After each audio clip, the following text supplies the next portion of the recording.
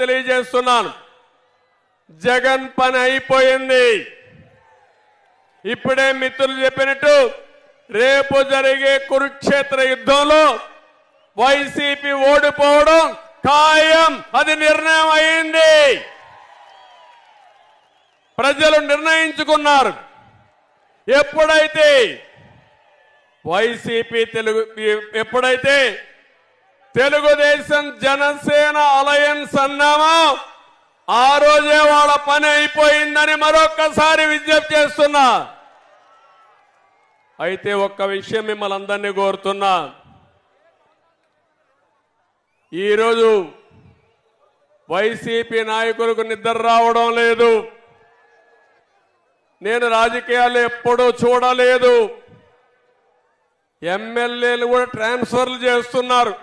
ఎంఆర్ఓలు మారిగా 5 ఏళ్ళు ఇక్కడ పనిచేశాడంట, ఈయన ఇంకో కాన్స్టిట్యున్సీ పంపిస్తారంట. ఇక్కడ మంత్రిగా చేశాడంట, ఇక్కడ ఆయన కథలన్నీ తెలిసిపోయినాయి, ఆయన లీలలో ప్రజలకు అర్థమైపోయినాయి కాబట్టి ఆయన ఇంకొక ఊరికి పంపిస్తారంట. 80-90 మంది ఎమ్మెల్యేలు పనికిరారంట. వాళ్ళని మార్చడమో లేకుంటే వాళ్ళు తీసేయడమో చేస్తారంట. వాళ్ళు కాదు పనికిరాని వాళ్ళు.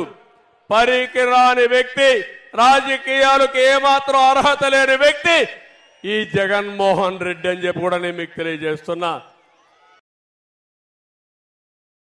ఈరోజు జనసేన తెలుగుదేశం పార్టీ పొత్తు ఒక చారిత్రాత్మకం, ఒక హిస్టారికల్. ఇది ఈ రాష్ట్రానికి అవసరం. నాకు ఏమాత్రం అనుమానం లేదు. ఎప్పుడైతే ఎన్నికలు పొత్తు అనౌన్స్ చేశామో ఆ రోజే ఇది సూపర్ హిట్ అయింది.